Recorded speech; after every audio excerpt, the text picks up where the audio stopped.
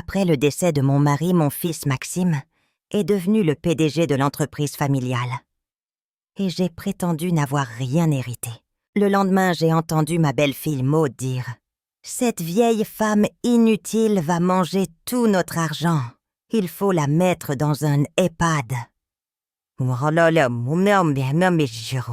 Je suis contente de vous avoir ici. Suivez mon histoire jusqu'au bout. Et commentez la ville d'où vous m'écoutez pour que je voie jusqu'où mon histoire a voyagé. J'arrangeais des pivoines fraîches dans le salon. Quand j'ai entendu la voix de ma belle-fille venir de la cuisine familiale, les mots m'ont glacé le sang. Cette vieille femme inutile va dilapider tout notre argent. Il faut la mettre dans un EHPAD. La voix de Maud avait ce ton tranchant qu'elle prend toujours quand elle pense que je ne l'entends pas. Je suis restée figée derrière la porte, les tiges des fleurs glissant de mes doigts, tremblant. Je ne sais pas, Maud. La voix de mon fils Maxime était hésitante. C'est quand même ma mère. Ta mère. Maud a ri, un rire comme du verre brisé. Maxime, réveille quoi. C'est un fardeau. Regarde cette maison, elle erre ici comme un fantôme. Elle ne contribue à rien. Image d'un salon élégant avec un vase de pivoine. Nous payons pour sa nourriture, ses médicaments, tout. Et pourquoi? Ma poitrine s'est serrée. Il y a 6 mois, j'enterrais mon mari Richard. Nous avions été mariés 42 ans. Il avait bâti les ateliers de Fournier à partir de rien.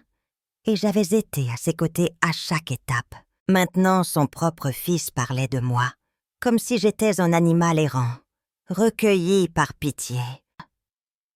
Elle ne sait même pas utiliser l'ordinateur pour gérer les affaires de son père, a continué Maud. Avoue-le, elle est inutile, et elle coûte cher. Je me suis collée contre le mur, mon cœur battant à tout rompre. Les funérailles semblaient datées d'hier. Je pouvais encore sentir l'odeur des fleurs. Je sentais encore le bras de Maxime autour de mes épaules. Murmurant, « Ne t'inquiète pas, maman. Je m'occupe de tout. De tout. » Cela m'incluait apparemment. « Il y a des établissements très bien. » La voix de Maud s'est animée. « Pas trop cher. Elle aurait d'autres personnes de son âge à qui parler. Ce serait mieux pour tout le monde.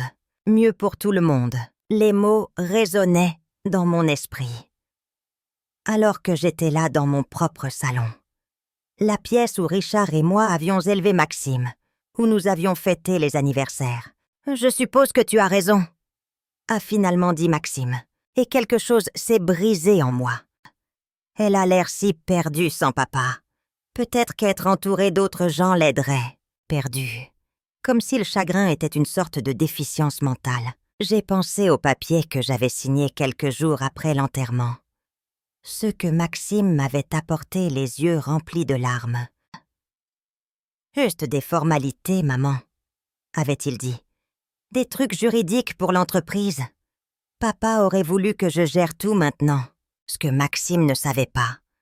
Ce qu'aucun d'eux ne savait, c'est que ce que ces papiers contenaient vraiment. Richard avait été plus malin qu'il ne l'imaginait. Beaucoup plus malin. Je possédais 75% des ateliers Fournier. L'entreprise qu'ils pensaient que Maxime avait héritée. L'argent qu'ils étaient si impatients de dépenser, l'avenir qu'ils planifiaient, tout m'appartenait. Richard avait structuré cela il y a des années, protégeant nos actifs d'une manière qui ne pouvait être découverte, sauf si quelqu'un regardait très très attentivement. Mais je les avais laissés croire aux mensonges. J'avais joué la veuve éplorée, confuse par les termes juridiques reconnaissante de laisser son fils compétent gérer les affaires complexes. Cela semblait plus facile que de se battre. Plus facile que d'affronter la vérité sur ce que mon fils était devenu. « Quand est-ce qu'on commence à regarder les endroits ?» a demandé Maxime. « Je passe des coups de fil demain », a répondu Maud. « Le plus tôt sera le mieux. J'en ai marre de marcher sur des œufs, autour d'elle. Marcher sur des œufs. Autour de moi. Dans ma propre maison à Lille. J'ai entendu des pas et je me suis dépêchée de monter l'escalier, aussi silencieusement que mes genoux de 70 ans le permettaient. Dans ma chambre, je me suis assise sur le lit que Richard et moi avions partagé. J'ai regardé notre photo de mariage. Ils ne savent pas, n'est-ce pas? J'ai murmuré à son visage souriant. Ils n'ont aucune idée de ce que tu as vraiment laissé derrière toi. Richard avait toujours été protecteur. Promets-moi, avait-il dit pendant ces dernières semaines à l'hôpital. S'il m'arrive quelque chose, si jamais Maxime te traite mal, tu utiliseras ce que je te laisse. Ne laisse personne te marcher dessus, Colette. J'avais promis. Je n'avais jamais imaginé devoir tenir cette promesse si tôt.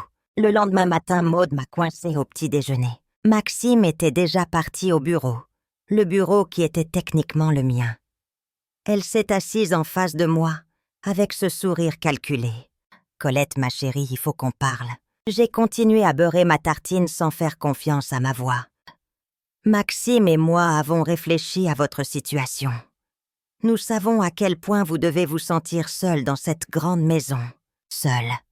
Comme si la maison était le problème, et non le fait que ma propre famille me traitait comme une étrangère. Nous avons trouvé de très belles résidences seniors. Des endroits où vous auriez des activités des gens de votre âge. Vous pourriez vraiment vous y plaire. » J'ai levé les yeux vers elle. Maud a 35 ans. Belle d'une manière calculatrice. Je pouvais voir maintenant ce à quoi j'avais été aveugle. La façon dont ses yeux évaluaient tout dans la pièce, comme un expert en estimation. La façon dont elle parlait de mon avenir comme s'il était déjà décidé. « Quand ?» j'ai demandé doucement. Elle a cligné des yeux clairement surprise que je ne discute pas. « Eh bien, nous pensions peut-être la semaine prochaine. J'ai déjà pris rendez-vous pour une visite jeudi. La semaine prochaine. » Ils avaient déjà pris rendez-vous. « Je vois », j'ai dit en retournant à ma tartine. « Vous n'êtes pas contrarié. » La voix de Maud portait une note de suspicion. « Je veux dire, c'est vraiment ce qu'il y a de mieux pour tout le monde. » J'ai croisé son regard, et j'avais souri, le même sourire poli que je portais depuis des mois. « Bien sûr, ma chère, tout ce que vous pensez être le mieux. Mais à l'intérieur, quelque chose changeait. » La voix de Richard résonnait. « Ne laisse personne te marcher dessus, Colette. » L'heure de se laisser marcher dessus était terminée. La résidence Les Glycines n'était pas la belle résidence que Maud avait décrite. Les murs beiges étaient tachés d'humidité. La moquette sentait le désinfectant et autre chose que je ne voulais pas identifier. Ma chambre était à peine plus grande qu'une cabine de douche.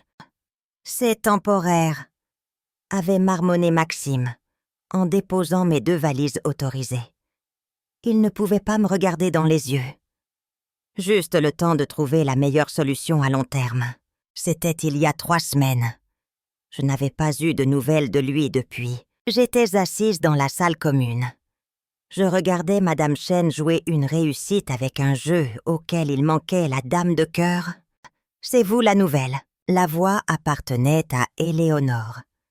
Une femme aux yeux vifs dans les 70 ans, qui se déplaçait avec un déambulateur, mais avec une vitesse surprenante.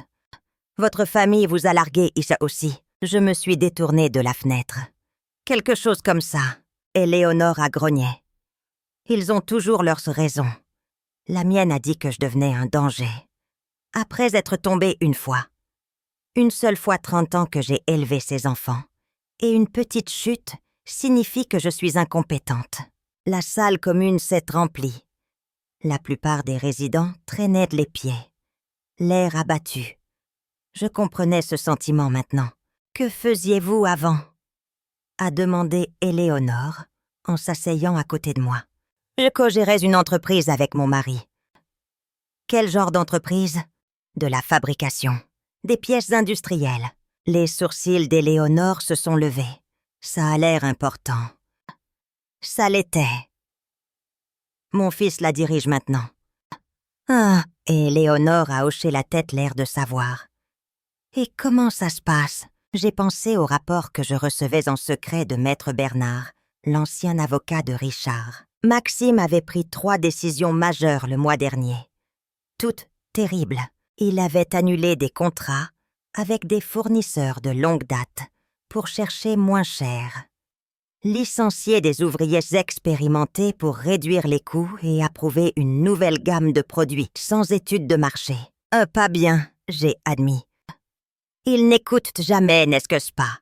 Ils pensent que parce qu'on est vieux, on ne sait rien. La voix d'Éléonore était chargée de frustration. Ma fille a réorganisé tout mon portefeuille financier sans me le demander. Elle a perdu 20% en 6 mois. Ce soir-là, j'ai appelé Maître Bernard depuis le téléphone public du couloir. La connexion était mauvaise, mais sa voix était claire. « Madame Fournier, je suis content que vous appeliez. Nous devons discuter du compte Durand. Durand était notre plus gros client. Presque 30% de notre chiffre d'affaires annuel. Qu'y a-t-il? Votre fils a résilié le contrat hier. Il a dit qu'il avait trouvé une meilleure opportunité. Ma main s'est crispée sur le combiné. Richard avait cultivé cette relation pendant 15 ans. Quelle meilleure opportunité? Une start-up. Aucune expérience. Ils offrent des marges plus élevées, de 15%. Mais madame, j'ai fait des recherches. Ils sont financés par du capital risque, qui montre déjà des signes de faiblesse. Cela pourrait être un désastre. J'ai fermé les yeux. Richard avait toujours dit que le moment le plus dangereux pour une entreprise, c'est quand des mains inexpérimentées prennent le contrôle pendant des périodes émotionnelles. Maître Bernard, j'ai besoin que vous fassiez quelque chose pour moi, discrètement. Bien sûr. Je veux que vous documentiez chaque décision prise par Maxime. Chaque changement de contrat, chaque mouvement de personnel, chaque choix financier, sans qu'il le sache. Absolument. Et Madame Fournier, il y a autre chose. Oui. Votre belle-fille a posé des questions sur vos actifs personnels. Elle pense que vous pourriez avoir des comptes ou des biens cachés dont elle n'a pas connaissance. J'ai failli rire. L'avidité de Maude. Moi, quel genre de question? Elle voulait savoir si vous aviez des actions, des obligations ou des biens immobiliers qui ne faisaient pas partie de la succession générale. Je lui ai dit que je ne pouvais pas discuter de la confidentialité des clients, mais elle était très insistante. Bien sûr qu'elle l'était. Maude avait probablement compté chaque centime dont elle pensait hériter. Ne lui dites rien. Et Maître Bernard, commencez à préparer les documents dont nous avons parlé. Je vais peut-être devoir faire des changements bientôt. Quand je suis retournée dans ma chambre, j'ai trouvé ma colocataire, Madame Lambert, assise sur son lit, l'air bouleversé. Elle tenait une lettre, ses mains tremblaient. « Mauvaise nouvelle », j'ai demandé doucement.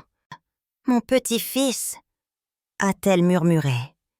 Il devait venir me voir le week-end dernier. Et celui d'avant. Il continue de promettre, mais elle n'avait pas besoin de finir. J'avais vu ce schéma chez d'autres résidents. Je l'ai élevé. Après la mort de ses parents, a-t-elle poursuivi. J'ai tout sacrifié pour lui donner une belle vie. Et maintenant, il est trop occupé pour passer 1 heure avec moi. Je me suis assise sur mon propre lit étroit. J'ai étudié cette femme en face de moi. Elle avait tout donné à sa famille, tout comme moi, tout comme Éléonore. « Madame Lambert, » j'ai dit prudemment, « avez-vous déjà pensé à ce que vous feriez si vous aviez le pouvoir de changer les choses, si vous n'étiez pas aussi impuissante qu'il le pense. » Elle a levé les yeux confuses. « Qu'est-ce que vous voulez dire ?»« Juste une expérience de pensée. Si vous pouviez reprendre le contrôle de votre vie, le feriez-vous ?» Ses yeux se sont éclairés pour la première fois depuis que je la connaissais. À l'instant même, cette nuit-là, j'étais allongée dans mon lit étroit, écoutant le ronflement doux de Madame Lambert. Cet endroit était rempli de femmes qui avaient été rejetées, mais je n'étais pas impuissante. J'avais juste décidé de ne pas encore utiliser mon pouvoir. J'ai pensé à Maxime assis dans le bureau de Richard détruisant tout ce que son père avait construit. J'ai pensé à Maud probablement en train de redécorer ma maison avec de l'argent qu'elle croyait être le sien. Demain, j'ai décidé j'appellerais à nouveau Maître Bernard. Il était temps de rappeler à ma famille que le pouvoir ne se présente pas toujours sous la forme qu'ils attendent. Dehors, un orage se préparait. Je pouvais voir les éclairs au loin. Le vent faisait trembler les vieilles fenêtres. L'orage n'était pas seulement dehors. Il grandissait aussi en moi. Et Maxime et Maud n'avaient aucune idée de ce qui les attendait. Il doit y avoir plus d'argent quelque part. La voix de Maud portait dans le couloir des glycines alors qu'ils approchaient de ma chambre. J'ai rapidement fermé les documents financiers que Maître Bernard m'avait apportés. Et je les ai glissés sous mon oreiller. À travers l'entrebâillement de la porte, je les voyais marcher d'un pas décidé. Maud tenait un dossier. « Maman !» Mac m'a frappé doucement. « On peut entrer. » Je me suis arrangée sur mon lit, en prenant soin d'avoir l'air frêle et confuse. « Bien sûr, mon chéri. Ils sont entrés dans ma chambre exiguë. » J'ai vu le nez de Maud se plisser à cause de l'odeur institutionnelle. Elle portait un nouveau manteau, du cachemire à première vue, cher. Mon argent probablement. « Comment te sens-tu » a demandé Maxime, mais ses yeux parcouraient chaque la pièce sans vraiment me voir. « Oh, tu sais, il y a des jours meilleurs que d'autres. » J'ai laissé ma voix trembler légèrement. « La nourriture ici n'est pas très bonne. » Maud a lancé un regard à Maxime qui voulait dire « va droit au but ». Elle n'a jamais été douée pour cacher son impatience. « Maman, nous devons te poser des questions, sur des questions financières, » a dit Maxime. Quand papa est mort, il y avait des incohérences dans les papiers. J'ai cligné des yeux lentement, jouant la confusion. Quel genre d'incohérence? Maud n'a pas pu se retenir plus longtemps. Colette.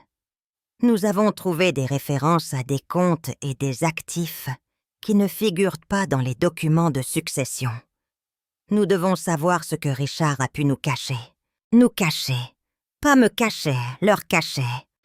Je ne comprends pas, j'ai dit. C'est ton père qui s'occupait de tout ça. Je n'ai jamais vraiment fait attention à ces choses. Maxime s'est penché en avant.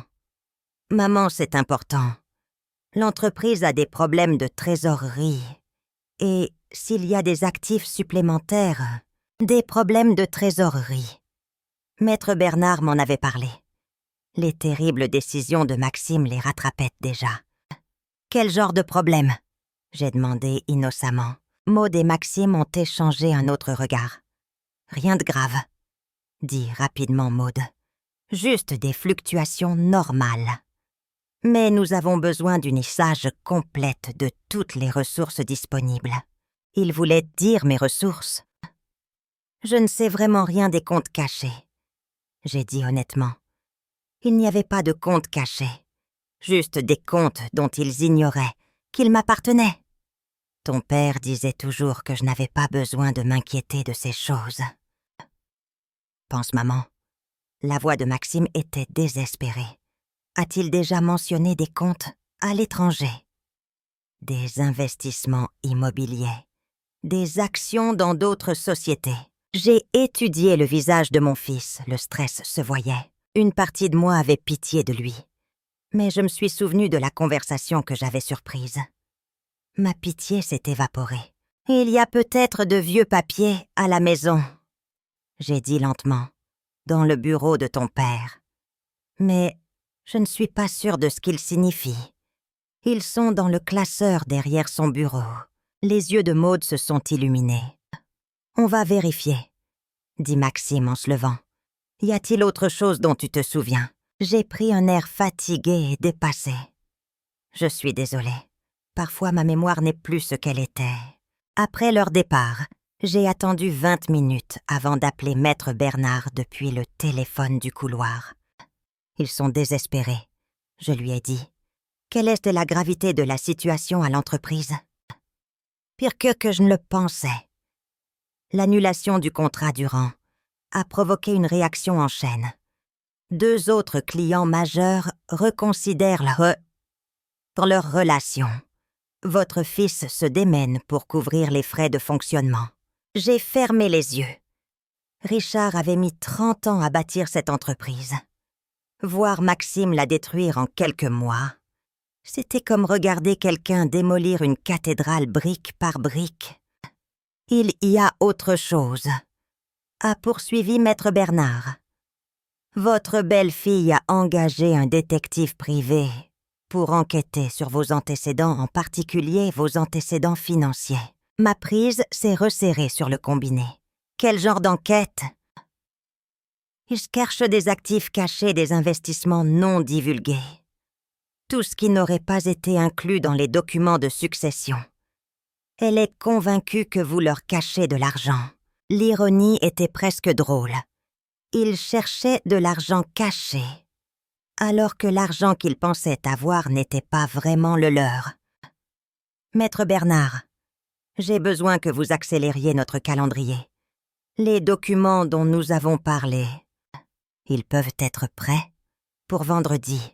Êtes-vous sûr de vouloir faire ça? J'ai pensé à ma chambre exiguë, à Madame Lambert pleurant sur les promesses non tenues de son petit-fils, à la façon dont Maude m'avait regardée comme si j'étais un déchet. J'en suis sûre. Cet après-midi, j'étais assise dans la salle commune quand Éléonore s'est approchée avec un journal à la main. « J'ai pensé que vous voudriez voir ça », dit-elle en étalant la section économie sur la table. Le titre m'a serré l'estomac. Une entreprise de fabrication locale fait face à des licenciements majeurs. L'article parlait des ateliers Fournier. Selon des sources proches de l'entreprise, j'ai lu à voix haute, les ateliers Fournier ont perdu plusieurs contrats majeurs ces derniers mois, forçant la direction à envisager d'importantes réductions d'effectifs. L'entreprise, sous sa nouvelle direction, peine à s'adapter. La nouvelle direction, c'était Maxime. « C'est l'entreprise de votre fils », a demandé Éléonore. J'ai hoché la tête, incapable de parler. J'ai pensé à tous les employés qui travaillaient pour Richard depuis des années. Des gens que je connaissais personnellement. Des familles qui dépendaient de ses salaires. Maxime ne détruisait pas seulement l'héritage de son père. Il détruisait la vie de vraies personnes. « Éléonore », j'ai dit soudain, « que feriez-vous si vous aviez le pouvoir d'arrêter quelque chose de terrible, mais que l'utilisation de ce pouvoir blessait quelqu'un que vous aimez ?» Elle m'a regardée avec sagacité. Cela dépend de la gravité de la blessure. Parfois, les gens qu'on aime ont besoin de faire face aux conséquences de leurs actions. C'est la seule façon pour eux d'apprendre. Ce soir-là, Madame Lambert m'a montré une photo que son petit-fils avait enfin envoyée. Une photo de sa nouvelle voiture, une BMW. Il a dit qu'il était trop occupé par le travail pour venir, dit-elle fièrement. Mais il réussit si bien. J'ai regardé la photo pensant au nouveau manteau de Maude. Le temps de protéger les gens des conséquences s'était terminé. Je me suis couchée ce soir-là, l'esprit décidé. Vendredi ne pouvait pas arriver assez vite. L'appel est arrivé à 6 heures du matin. J'étais déjà réveillée et assise près de ma fenêtre. Le téléphone public du couloir sonnait avec insistance. Je savais que cet appel était pour moi. « Madame Fournier ». La voix de Maître Bernard était tendue. « Je suis désolée d'appeler si tôt, mais nous avons une situation. » Quelle est sa gravité? Votre fils dépose le bilan. Une procédure de sauvegarde d'urgence. L'entreprise se vide de son argent plus vite que prévu. Il est désespéré. J'ai fermé les yeux. Richard avait toujours dit que la fierté précède la chute. Qu'est-ce qui l'a déclenché? Le contrat Martin. Vous vous souvenez de Martin et SARL. Ils étaient avec nous depuis 15 ans. Votre fils a essayé d'exiger une augmentation de 20%. Ils sont partis chez un concurrent hier. Martin SARL représentait 12% de nos revenus. Combiné à la perte de Durand, Maxime venait de perdre près de la moitié des revenus de l'entreprise en 2 mois. Il y a plus. a poursuivi Maître Bernard. Votre belle-fille a mis des biens personnels en vente. La maison est sur le marché aujourd'hui. Ma maison. La maison où j'avais élevé Maxime. La maison où Richard et moi avions fêté 42 anniversaires. Elle ne peut pas vendre ma maison. J'ai dit même si je savais qu'elle le pouvait. Techniquement, si, dit doucement Maître Bernard. Selon les documents que vous avez signés après les funérailles, la maison appartient à Maxime. Et comme il laisse marier Maude, a les mêmes droits pour prendre des décisions à son sujet. J'ai pensé à toutes mes affaires encore à l'intérieur. Mes albums photos, les livres de Richard, la porcelaine de ma grand-mère, 42 ans de souvenirs. Que vont devenir mes affaires personnelles? J'ai peur qu'elles ne soient considérées comme faisant partie des actifs du ménage. L'agent immobilier prend des photos cet après-midi. Ils veulent vendre. J'ai raccroché.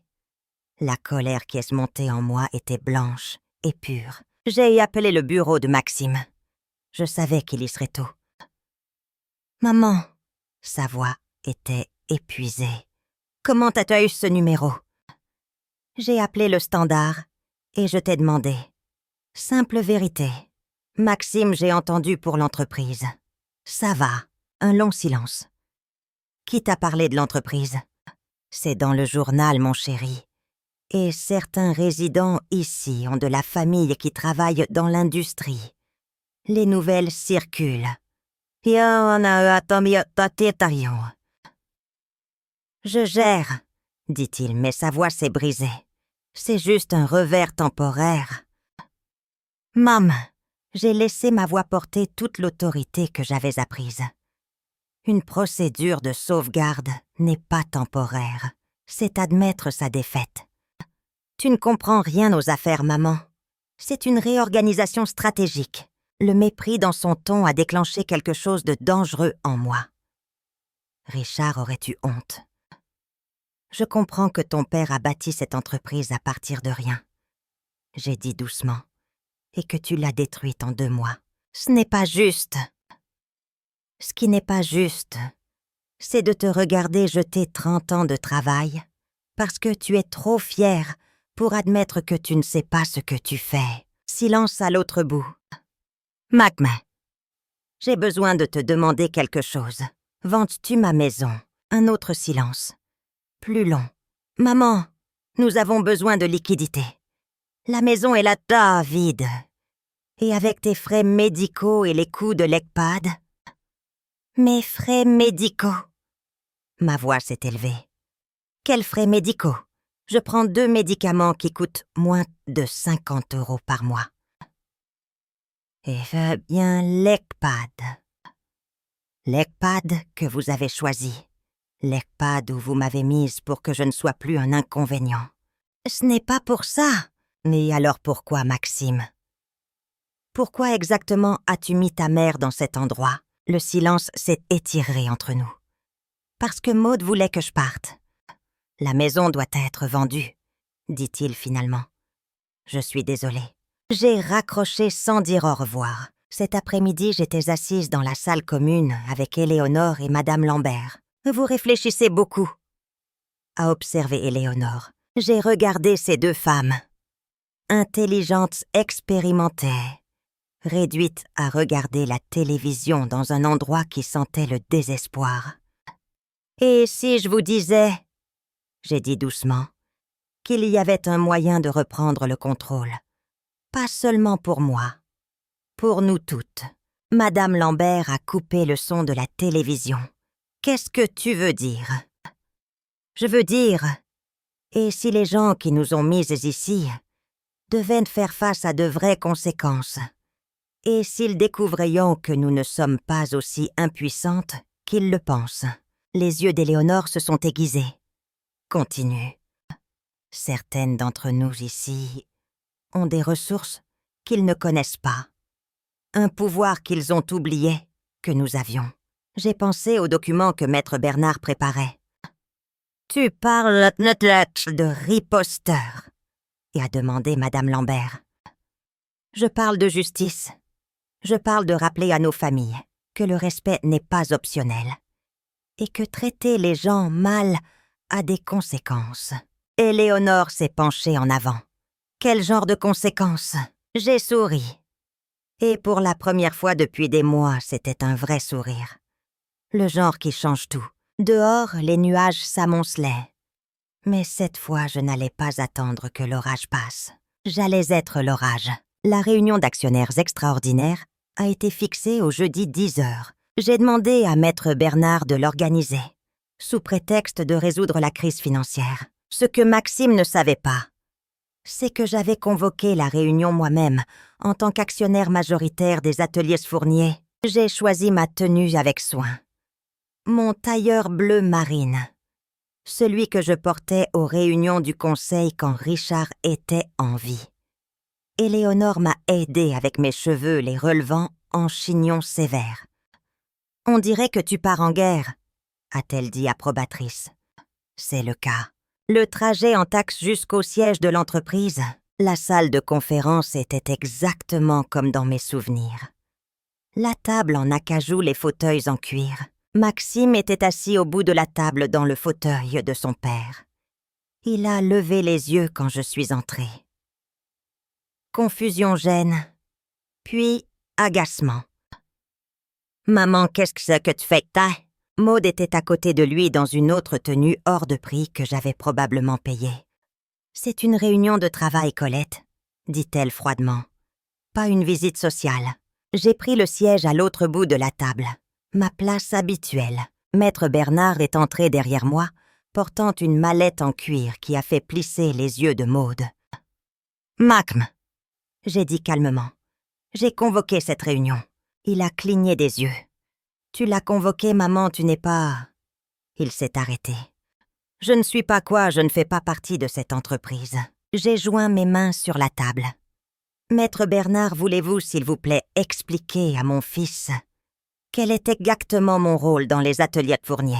Maître Bernard a ouvert sa mallette et a sorti une épaisse liasse de documents. Madame Colette Fournier détient 75% des ateliers Fournier. Elle est l'actionnaire majoritaire depuis la création de la société ensemble. Le silence qui a suivi était absolu. La bouche de Maxime s'ouvrait et se fermait. Maud est devenue blême. « C'est impossible », a finalement réussi à dire Maxime. « Papa m'a laissé l'entreprise.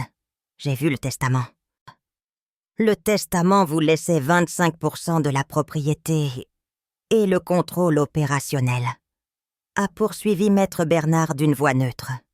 Cependant, votre père a structuré la propriété pour protéger les intérêts de votre mère. Elle a toujours détenu la participation de contrôle. J'ai regardé mon fils traiter l'information. J'ai vu le moment exact où les implications l'ont frappé. Toutes les décisions qu'il avait prises. Tout cela avait été fait avec ma propriété. « Vous saviez !» La voix de Maud était un murmure. « Depuis tout ce temps, vous saviez. » « Je savais, » j'ai dit simplement. « Tout comme je savais quand vous avez décidé de me mettre dans un EHPAD. Tout comme je savais quand vous avez vendu mes effets personnels. Tout comme je savais quand vous avez mis ma maison en vente. » Maxime a retrouvé sa voix. « Maman, si tu possédais l'entreprise, pourquoi n'as-tu rien dit? Pourquoi me laisser la détruire? Je voulais voir quel genre d'homme tu étais devenu, sans ton père pour te guider. Je voulais voir si tu avais mérité le droit de diriger son entreprise. » Le poids de cette déclaration s'est abattu sur la pièce. « Et quelle est votre évaluation ?» a demandé Maud, son instinct d'avocate reprenant le dessus malgré le choc. J'ai regardé mon fils, vraiment regardé. « Mon évaluation est que tu as complètement échoué. » Maxime a tressailli comme si je l'avais giflé. « En 2 mois, tu as perdu 40% des revenus de cette entreprise. Tu as licencié 37 employés dont beaucoup travaillaient pour ton père depuis plus d'1 décennie. Tu as pris des décisions basées sur des tableurs, au lieu de relations, sur des profits rapides, au lieu de la stabilité à long terme. Je me suis levée marchant vers la fenêtre qui donnait sur l'usine. Mais les échecs commerciaux ne sont pas ce qui me déçoit le plus. « Leur cœur, c'est quoi ?» La voix de Maxime était faible. Je me suis retournée. « Ce qui me déçoit, c'est que tu as mis ta propre mère dans un EHPAD bas de gamme et vendu sa maison pour couvrir tes erreurs. Ce qui me déçoit, c'est que tu t'es convaincu que j'étais un fardeau au lieu d'une ressource. Ce qui me déçoit, c'est que tu as oublié chaque valeur que ton père a essayé de t'enseigner sur la famille, la loyauté et le respect. » Maud s'est redressée. « Que voulez-vous, Colette, de l'argent, des excuses? Ceci concerne les conséquences, » j'ai dit. « Maxime, tu es renvoyé, avec effet immédiat.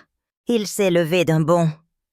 Tu ne peux pas me renvoyer, c'est mon héritage. »« Non, » j'ai dit calmement. « C'est mon entreprise. Ton héritage était l'opportunité de prouver que tu étais digne de la diriger.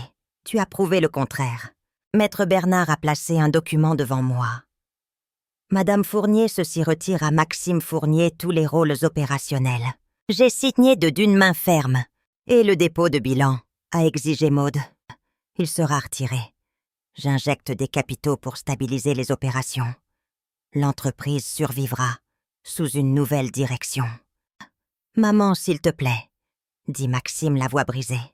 « J'ai fait des erreurs, mais je peux apprendre, je peux faire mieux. » Pendant un moment, j'ai hésité. C'était toujours mon fils. Mais j'ai pensé à Madame Lambert, pleurant sur les promesses non tenues. J'ai pensé à Éléonore, dont la fille avait volé l'argent.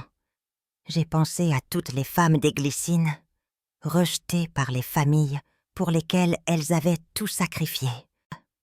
Tu as eu ta chance, Maxime. Tu as choisi de me voir comme un fardeau, au lieu de demander mon aide.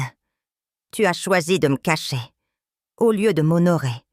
Ce n'étaient pas des décisions commerciales, c'étaient des décisions de caractère. Et le caractère, ça ne s'apprend pas à un homme de 40 ans. J'ai pris mon sac. Maître Bernard s'occupera des détails de la transition. Je vous fais confiance pour trouver la sortie. Alors que j'atteignais la porte, la voix de Maud m'a arrêtée. « C'est cruel, Colette. C'est votre fils. » Je me suis retournée une dernière fois. Oui, ça l'est. Et si je ne le tiens pas responsable de ses actes, qui le fera? Parfois, l'amour signifie laisser les gens faire face aux conséquences de leurs choix. Je les ai laissés là. Dehors, le taxi m'attendait pour me ramener aux Glycines. Mais pas pour longtemps. J'avais des appels à passer. 6 mois plus tard, je me tenais dans la cuisine de ma nouvelle maison.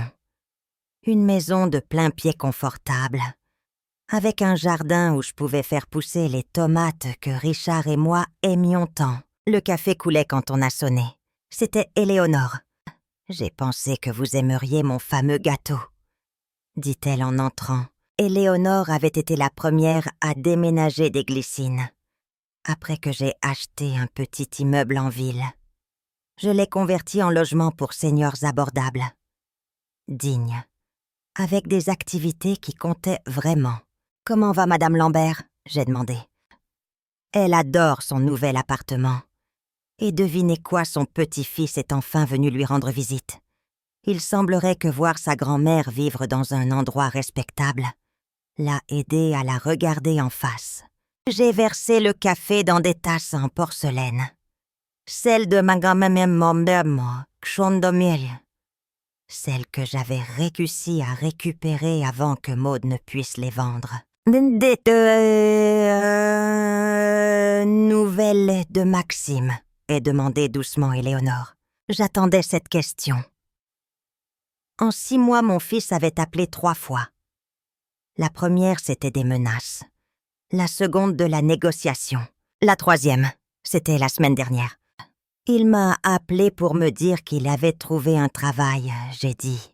Un poste de débutant dans une petite usine. Il repart de zéro. Ce que tu ressens? De l'espoir. Pour la première fois depuis la mort de son père, Maxime apprend ce que travailler veut vraiment dire. gagner quelque chose, au lieu d'en hériter. Mon fils me manquait.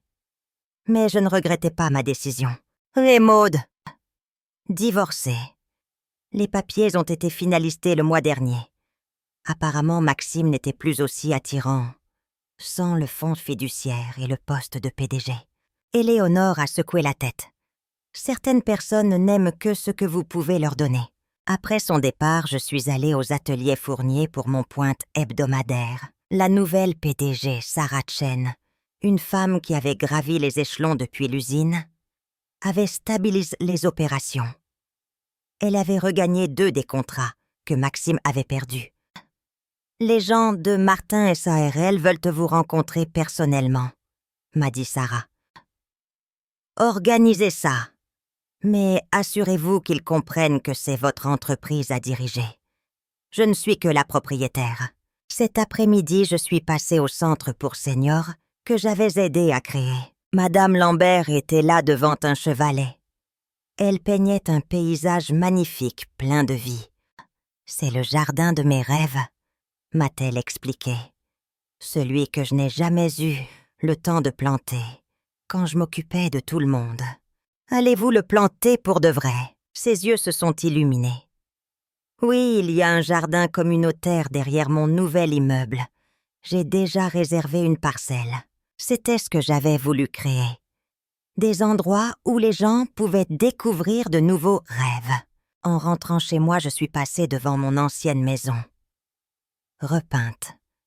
Une balançoire dans le jardin. J'ai ressenti un moment de tristesse, mais il est vite passé. Cette maison appartenait à mon passé. Mon téléphone a sonné. Un numéro que je ne reconnaissais pas, mais la voix m'était familière. « Maman, c'est Maxime. J'ai attendu. Je voulais appeler parce que je te dois des excuses. De vraies excuses. Pas celles que je faisais avant quand j'essayais de récupérer quelque chose. » Sa voix semblait différente. Fatiguée mais humble. Je pensais beaucoup à papa. À la façon dont il disait que le respect se mérite. Il a pris une profonde inspiration. « Je ne t'ai pas respectée, maman.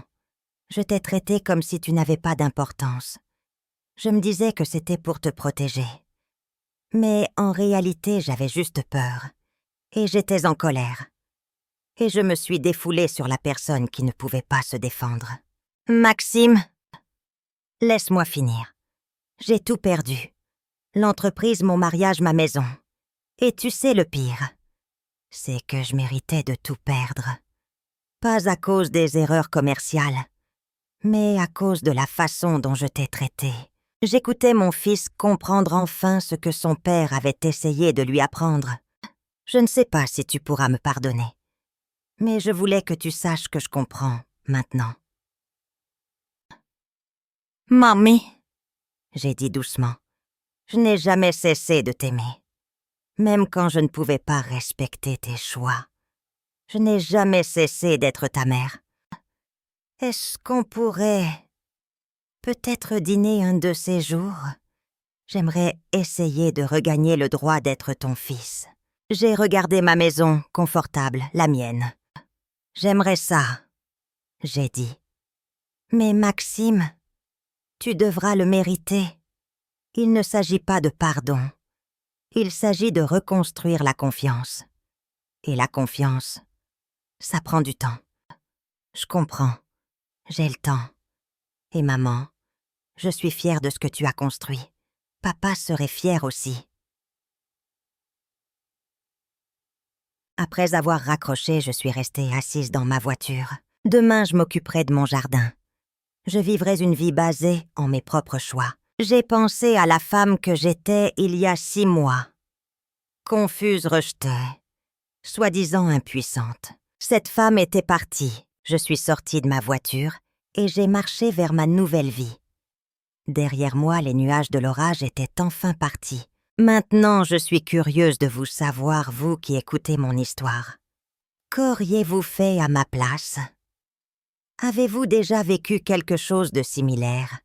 Commentez ci-dessous.